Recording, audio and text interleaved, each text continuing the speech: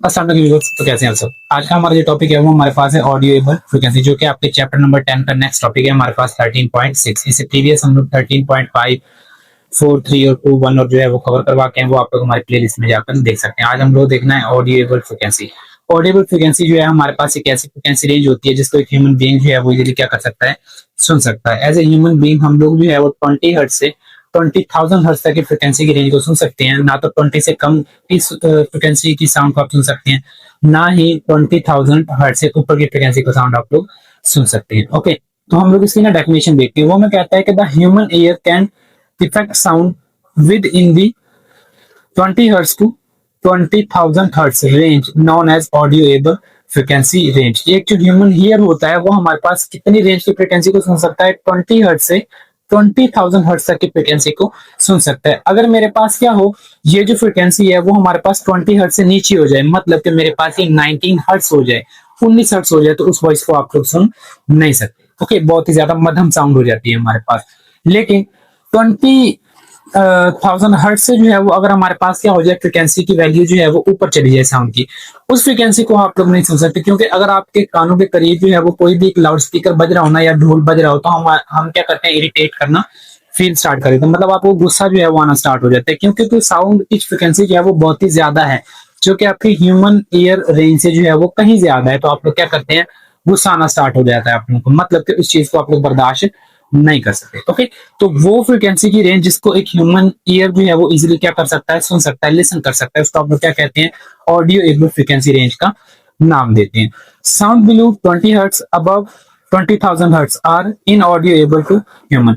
वो हमें कहता है कि अगर मेरे पास साउंड जो है वो 20 हर्ट्ज से नीचे हो, बिलो का मतलब होता है नीचे हो, अगर मेरे पास 20,000 हर्ट्ज से ऊपर हो, तो एक ह्यूमन बीइंग जो है उस वॉइस को नहीं सुन सकेगा। वो हमारे पास क्या हो जाएगी, इन ऑडियोएबल साउंड हो जाएगी। मीन्स के वो साउंड या तो आपको सुनाई ही नहीं देगी, या साउंड इतनी ज्यादा है कि अगर आप उसको सुने तो वो आपको एक समझ नहीं आएगी, दूसरा आप लोगों को क्या होगा, इरिटेशन होना जो है वो स्टार्ट हो जाएगी उससे। उसके बाद hearing ability decline with age. अब हमारे पास क्या होता है कि आपकी जो ऑडियो एबल रेंज फ्रिक्वेंसी की सेंस होती है ना, जो आपकी ऑडियो एबल फ्रिक्वेंसी रेंज होती है, वो आपकी उम्र के साथ साथ क्या होती जाती है, कम होती जाती है। जैसे जैसे हम ओवरेज होते जाते हैं, वैसे वैसे ही आपकी जो सुनने की सलाहियत है वो भी क्या होती जाती है, कम होती जाती है। यहाँ तक कि जब आप लोग जो है वो बुजुर्ग हो जाते हैं, ओवरेज के अंदर हो जाते हैं, 50-60 जो है वो ईयर के हो जाते हैं, तो आप लोगों की जो ऑडियो एबल रेंज फ्रिक्वेंसी होती है ना, वो हमारे पास 15,000 हर्ट्ज तक की जो है वो रह जाती है। ठीक है, ओल्डर एज के लिए। लेकिन हमारे पास क्या हो कि अगर आप यंग हैं तो 20,000 हर्ट्ज तक की रेंज की फ्रिक्वेंसी तो आप क्या कर सकते हैं, सुन सकते हैं। इसलिए आपके जो बुजुर्ग वगैरह होते हैं उनको बहुत ही ऊंचा सुनाई देता है। वो यही हमारे पास फैक्टर होता है कि उनकी जो ऑडियो पर रेंज फ्रिक्वेंसी की जो रेंज है वो हमारे पास क्या हो चुकी है, कम हो चुकी है। ये होप सो कि आप लोगों को ऑडियो फ्रिक्वेंसी रेंज जो है वो समझ आया होगा। इसके बाद हमारे पास young children can hear up to 20,000 hertz sound. ठीक है, तो मेरे पास क्या होता है कि जो बच्चे होते हैं ना, बच्चे जो है वो 20,000 हर्ट्ज तक के ऊपर की फ्रिक्वेंसी की रेंज को क्या कर सकते हैं, सुन सकते हैं। आप उनके करीब ढोल बजाएं, म्यूजिक बजाएं, कुछ भी बजाएं, वो क्या करेंगे, उस रेंज को सुन सकते हैं। क्योंकि उनकी जो सेंसिटिविटी है, ठीक है, साउंड को सुनने की, सेंस करने की, वो हमारे पास बहुत ही ज्यादा होती है। इसलिए बच्चे जो होते हैं उनके करीब अगर लाउड स्पीकर बजे, उनके कानों के करीब ढोल बज रहा हो, वो इजिली क्या करते हैं, सुन रहे होते हैं हमारे पास, वो इरिटेट नहीं होते, क्योंकि उनकी फ्रिक्वेंसी रेंज जो है वो ज्यादा होती है हमारे पास। उसके बाद हमारे पास आता है इंफ्रासाउंड। अब इंफ्रासाउंड हमारे पास एक ऐसा साउंड होता है जिसको आप लोग फील नहीं कर सकते, सिर्फ आप क्या कर सकते हो, उसको वाइब्रेशंस की मदद से फील कर सकते हो। विदाउट वाइब्रेशन हम उसको फील नहीं कर सकते। ओके, इसी चीज को जो है हम लोग काफी ज्यादा चीजों के अंदर यूज भी करते हैं, वो हम लोग आगे देखेंगे भी। और जो इंफ्रासाउंड होता है ना, ये ज्यादातर आपके जो एनिमल वगैरह होते हैं, जो जानवर होते हैं, वो हमारे पास क्या कर रहे होते हैं, यूज कर रहे होते हैं। लाइक एलिफेंट, एलिफेंट जो है वो अपनी कम्युनिकेशन के लिए किस चीज को यूज करता है, इंफ्रासाउंड को यूज करता है। और जो वेल वगैरह होती है आपके वाटर के अंदर, वो भी हमारे पास क्या करती है, इंफ्रासाउंड के जरिए ही कम्युनिकेशन का प्रोसेस करती है। तो हम इसको देख लेते हैं। वो हमें कहता है कि infrasound refer to wave below 20 hertz. हमारे पास इंफ्रासाउंड की जो वेव्स होती हैं उनकी जो फ्रिक्वेंसी रेंज होती है वो कितनी होती है, वो हमारे पास 20 हर्ट्ज से कम होती है, मतलब नीचे होती है हमारे पास। Which human can not hear, human being जो है उनको नहीं सुन सकते, but feel as a vibration. लेकिन वाइब्रेशन की मदद से उसे आप लोग क्या कर सकते हो, फील आउट कर सकते हो, सुन सकते हो। लाइक ट्यूनिक प्रो की मदद से आप लोग जो है ये चीजें जो है वो सुन सकते हैं हमारे पास। उसके बाद वो हमें कहता है कि many animal like elephant and whale use infrasound for communication. हमारे पास बहुत से ऐसे एनिमल हैं जो हमारे पास क्या करते हैं, with the help of infrasound communication करते हैं। जैसे कि मेरे पास क्या हो गया, एलिफेंट, उसके बाद क्या हो गया, वेल। हमारे पास ये चीज, ये जो दोनों एनिमल है वो क्या करते हैं, इंफ्रासाउंड की मदद से कम्युनिकेट करते हैं one place to and other place हमारे पास, ठीक है। और आपकी बुक के अंदर जो एग्जांपल दी हुई है वो हमारे पास एलिफेंट वगैरह की भी जो है वो दी है। उसके बाद बैट वगैरह भी जो है वो इसको क्या कर रही होती है, यूज कर देती है, जिनको आप लोग चमगादड़ वगैरह का नाम देते हैं। तो वो भी हमारे पास इंफ्रासाउंड का ही यूज करती है पाथ को डिटेक्ट करने के लिए। तो नेक्स्ट हम लोग देखते हैं, it is produce by natural event. जो इंफ्रासाउंड होता है ना, ये हमारे पास नेचुरल इवेंट की वजह से, जो कुदरत के अंदर हमारे पास इवेंट हो रहे होते हैं उनकी वजह से भी हमारे पास क्रिएट होती है। लाइक हमारे पास अर्थक्वेक, ठीक है, जब हमारे पास क्या आते हैं, जल्जले आते हैं। ये हमारे पास क्या होता है, वोल्केनो होता है, ठीक है, आतिशफिशा होती है, वो हमारे पास इन साउंड्स को क्या करती है, जनरेट करती है, जो कि नेचुरल प्रोसेस होता है। But as a human being भी हम लोग इनको क्या कर रहे होते हैं, जनरेट कर रहे होते हैं। जब आप लोग क्या करते हैं, मशीनरीज वगैरह चलाते हैं या एक्सप्लोजन वगैरह या आप धमाके वगैरह करते हैं, तब हम इनको क्या करते हैं, जनरेट करते हैं। तो वो मैं कहता है कि ह्यूमन एक्टिविटीज, ये हमारे पास ह्यूमन एक्टिविटीज की वजह से भी जनरेट होती है, जो कि हम एज ए इंसान जो है वो करते हैं। जैसे कि मशीनरीज वगैरह का चलना या एक्सप्लोजन, हमारे पास जो धमाके वगैरह ब्लास्ट वगैरह हम लोग जो करते हैं उनकी वजह से भी हमारे पास ये क्रिएट हो जाती है। Its ability to travel a long distance, और इनकी एक खासियत होती है कि ये बहुत ही ज्यादा लंबा सफर जो है वो क्या कर सकती है, तय कर सकती है। मतलब बहुत लॉन्ग डिस्टेंस जो है वो हमारे पास क्या कर सकती है, कवर कर सकती है।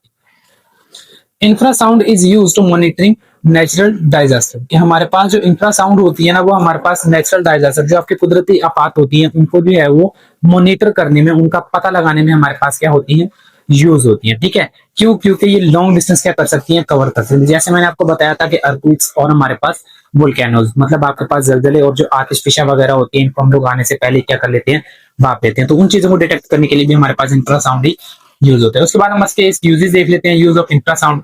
इसको हमारे पास एलिफेंट जो है वो कम्युनिकेशन के लिए यूज करते हैं। अर्थक्वेक डिटेक्शन, अर्थक्वेक डिटेक्शन के लिए आप लोग इसको यूज करते हैं, मतलब जलजले को पता लगाने के लिए आप इसको यूज करते हैं। वोल्केनो आतिशफिशा जो होती है उसको जो आप लोग इसको यूज करते हैं। उसके बाद न्यूक्लियर एक्सप्लोसिव डिटेक्शन, के हमारे पास कहाँ पर किसी ने कोई न्यूक्लियर जो है वो धमाका किया है या न्यूक्लियर बॉम्ब जो है वो हमारे पास गिरा है, या मिसाइल वगैरह या कुछ भी आपके पास ऐसी चीज जो एक्सप्लोजन करती है, जो धमाका करती है, उसको भी डिटेक्शन के लिए हम लोग क्या करते हैं, इंफ्रासाउंड को ही यूज करते हैं। ओके, तो ये हमारे पास है इंफ्रासाउंड। मजीद इसकी जो डिटेल है वो आप लोगों को एज इट इज जैसे हम बता रहे हैं वो आपकी बुक के अंदर जो है वो मिल जाएगी। हमने सिर्फ क्या किया है कि यहाँ पर यूजेस को मेंशन किया है। इसके बाद हमारे पास आता है अल्ट्रासाउंड। अब जो अल्ट्रासाउंड होता है ना, इसकी फ्रिक्वेंसी की जो रेंज होती है वो हमारे पास 20 किलोहर्ट्ज से ज्यादा होती है, मतलब कि 20,000 हर्ट्ज से ज्यादा होती है। अभी मैंने आपको प्रीवियस बताया था ऑडिएबल रेंज के अंदर कि एक ह्यूमन बीइंग जो है वो 20 हर्ट्ज से नीचे अगर साउंड की फ्रिक्वेंसी हो तो उसको नहीं सुन सकता। 20,000 हर्ट्ज से अगर ऊपर हमारे पास साउंड की फ्रिक्वेंसी हो तो उसको भी हमारे पास नहीं सुन सकता। तो मेरे पास जो अल्ट्रासाउंड होता है इसकी फ्रिक्वेंसी रेंज कितनी होती है, 20,000 हर्ट्ज की होती है। किलो का मतलब होता है 1000, तो अगर आप 1000 को 20 से मल्टीप्लाई करवाएं तो ये हमारे पास 20,000 बन जाता है, ठीक है। तो आप इसको इस तरह भी जो है वो यूज कर सकते हैं। तो हम लोग कहते हैं कि sound which frequency 20 kilo hertz which are in audible to human, ठीक है, कि हमारे पास साउंड की जो है वो रेंज फ्रिक्वेंसी की जिसको एक इंसानी कान नहीं सुन सकता, उसको आप लोग क्या कहते हैं, अल्ट्रासाउंड का नाम देते हैं। और इसी चीज को आप लोग क्या कहते हैं, अल्ट्रासोनिक भी कहते हैं। अगर आपसे वो क्वेश्चन पूछे व्हाट इज अल्ट्रासोनिक या डिफाइन अल्ट्रासोनिक, तो वो आपसे अल्टरनेटिवली किस चीज की डेफिनेशन पूछ रहा है, अल्ट्रासाउंड की ही डेफिनेशन पूछ रहा है। तो इसी को आप लोगों ने क्या करना है, वहां पर राइट ऑन करना है। देन हम लोग जो है वो इसकी एप्लीकेशन देख लेते हैं यूजेस के अंदर। यूज में हमारे पास मेन इसकी जो एप्लीकेशन है वो बहुत ज्यादा एप्लीकेशन है किस चीज के अंदर, आपकी मेडिकल की फील्ड के अंदर। जैसे कि अल्ट्रासोनोग्राफी, अल्ट्रासोनोग्राफी क्या होती है, अल्ट्रासोनोग्राफी हमारे पास एक ऐसा प्रोसेस है लाइक ह्यूमन की बॉडी के अंदर। अब मैं खुद तो ह्यूमन बॉडी के अंदर जो है वो नहीं देख सकता, तो हम लोग क्या करते हैं कि अगर आपकी बॉडी के अंदर कोई डिजीज है, ठीक है, अगर कोई आपका ऑर्गन जो है, कोई पार्ट जो है वो अंदर से क्या हुआ है, डिफेक्ट हुआ है, लेकिन मैं उसको आम आंख से नहीं देख सकता, तो हम लोग क्या करते हैं, अल्ट्रासाउंड करवाते हैं। अब अल्ट्रासाउंड में क्या होता है कि आपकी बॉडी के अंदर से जो है वो अल्ट्रासोनिक वेव जो है वो हमारे पास क्या की जाती है, पास की जाती है। तो हमारे पास वो जो अल्ट्रासाउंड वेव होती है हमारे पास, वो क्या करती हैं, वो आपके डिफेक्टेड ऑर्गन से टकराती हैं और टकराने के बाद वापस आती हैं, और उसकी जो इमेज है वो आपको कहाँ पे बना के देती है, मॉनिटर के ऊपर बना के देती है, जो कि हमें ये बताता है कि आपकी ह्यूमन बॉडी की पार्ट के अंदर यहाँ पर क्या है, हमारे पास डिफेक्ट है, जिसको आप लोग डॉक्टर हजरात जो है वो क्या करते हैं, उसका ट्रीटमेंट करना स्टार्ट करती है, जिसकी मदद से हमें इस चीज का पता चलता है कि कौन सा पार्ट हमारे पास डिफेक्टेड है, ठीक है। तो इसको आप लोग मेडिकल फील्ड में भी इस काम के लिए यूज करते हैं। उसके बाद विजुअलाइज ऑर्गन, ऑर्गन्स, मजीद आप लोग ऑर्गन्स को जो है वो विजुलाइज करने के लिए, देखने के लिए हमारे पास क्या करते हैं, इसको यूज करते हैं। जैसे कि हमारे पास हार्ट, लीवर, किडनी और प्रेगनेंसी वगैरह के लिए हम लोग इसको यूज करते हैं। अब ये जो प्रेगनेंसी हमारे पास होती है ना, जो कि अल्ट्रासाउंड हमारे पास करवाया जाता है, तो आपकी बुक में भी ये मेंशन है कि अल्ट्रासाउंड जो है वो ज्यादा नहीं करवाना चाहिए, ठीक है। क्योंकि जो हमारे पास रेडिएशन होती है या जो रेज होती है जो आपकी बॉडी से क्या कर रही होती है, गुजर रही होती है, एक्स रेज, वो आपकी बॉडी को क्या करती हैं, डिफेक्ट करती हैं, आपके जो टिश्यू वगैरह होती हैं उनको डिफेक्ट कर रही होती है, मतलब कि हमें वो नुकसान पहुंचा रही होती है। इसलिए हमें कम से कम क्या करवाना चाहिए, अल्ट्रासाउंड करवाना चाहिए। जब आपका गुजारा ना ही हो तो अल्ट्रासाउंड करवाना चाहिए, अदरवाइज अल्ट्रासाउंड से क्या करना चाहिए, परहेज करना चाहिए, क्योंकि जो रेडिएशन होती हैं वो आपके ऑर्गन्स और टिश्यूज को क्या करती हैं, डैमेज करती हैं। उसके बाद इसमें जो मेन क्वेश्चन आता है वो हमारे पास है सोनार मेथड। ये काफी दफा आपके बोर्ड के अंदर जो है ना एज ए लॉन्ग क्वेश्चन पूछा गया। वो हमें कहता है कि ultrasound is use to measure ocean depth. Ultrasound को आप लोग किस लिए यूज करते हैं, ओशन की डेप्थ, मतलब समुद्र वगैरह की गहराई को मापने के लिए जो है इसको यूज किया जाता है। And locate object on the sea bed, और सी बेड के अंदर अगर कोई ऑब्जेक्ट है, मतलब कि आपके सतह समुद्र, जो डेप्थ है आपके समुद्र की, उसके अंदर आपकी कोई चीज है, उस चीज को लोकेट करने के लिए इसको क्या किया जाता है, यूज किया जाता है, जिसमें हमारे पास जो है वो नेविगेशन और क्या आता है, रेंजिंग का जो है वो प्रोसेस आता है। तो अभी हम लोग देखते हैं कि सोनार को आप लोग किस तरह से यूज कर सकते हैं किस चीज को फाइंड आउट करने के लिए, जो है वो सी बेड को फाइंड आउट करने के लिए, और अगेन हम इसको रेंजिंग के लिए। तो इस चीज को हम लोग देख लेते हैं, उस चीज को हम लोग पास किस तरह से एक्सप्लेन किया जाता है। क्या होता है कि आपकी लाइक एक शिप है, ये हमारे पास एक सी है, ठीक है, कोई भी ओशन है, ये वाटर है मेरे पास, और ये मेरे पास डेप्थ है, ठीक है, इसको आप बोलते हैं सी बेड। ये हमारे पास सी बेड है। सपोज कि आपके पास कोई जहाज आया और वो हमारे पास इस पोजीशन पे आके क्या हो गया, ब्लास्ट हो गया, यहाँ पे आकर ये क्या हो जाता है, ब्लास्ट हो जाता है हमारे पास, ठीक है, यहाँ पर आके ब्लास्ट हो जाता है। तो इसका जितना भी मटेरियल है वो हमारे पास कहाँ पे आ जाएगा, सी बेड की तरफ मूव करेगा और यहाँ पे आ जाएगा, ठीक है। अब मुझे क्या करना है कि यहाँ पर आपका जो है वो मटेरियल है ऑब्जेक्ट का, अब मुझे इस मटेरियल को क्या करना है, पता लगाना है, क्योंकि आपको कुछ भी इसमें डॉक्यूमेंट्स वगैरह या कुछ भी जरूरी चीजें हो सकती हैं। तो हम लोग क्या करते हैं, एक और सी लेके, एक और जो है वो शिप लेकर आते हैं, उस शिप को क्या करते हैं, ये एक और शिप हमारे पास आ जाती है, ठीक है। इस शिप को आप लोग क्या करते हैं, इसी पोजीशन के ऊपर लेके आते हैं। सपोज कि आपकी ये जो शिप है वो यहाँ पे आ चुकी है, तो हम लोग क्या करते हैं, यहाँ से जो हमारे पास एक्सरेज होती हैं उनको जो है वो समुद्र के अंदर एंटर करवाते हैं। तो ये हमारे पास क्या करती है, नीचे की तरफ मूव करती हैं, और यहाँ से टकराने के बाद ये क्या करती हैं, वापस ऊपर की तरफ मूव करती है, डिटेक्टर की तरफ, आपके मॉनिटर की तरफ।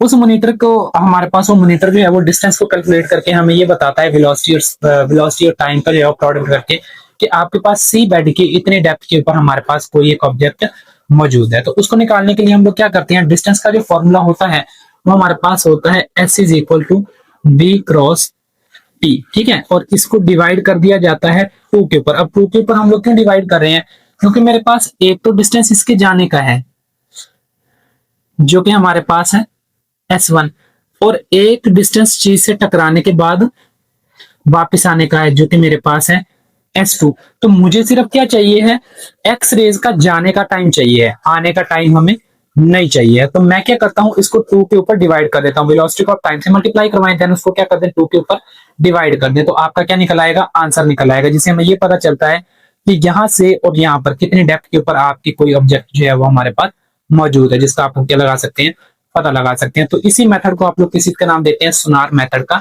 नाम देते हैं। आई होप सो आप लोगों को ये जो टॉपिक है वो समझ आए होंगे। मजीद अगर आपका कोई क्वेश्चन है तो आप लोग हमसे कमेंट बॉक्स के अंदर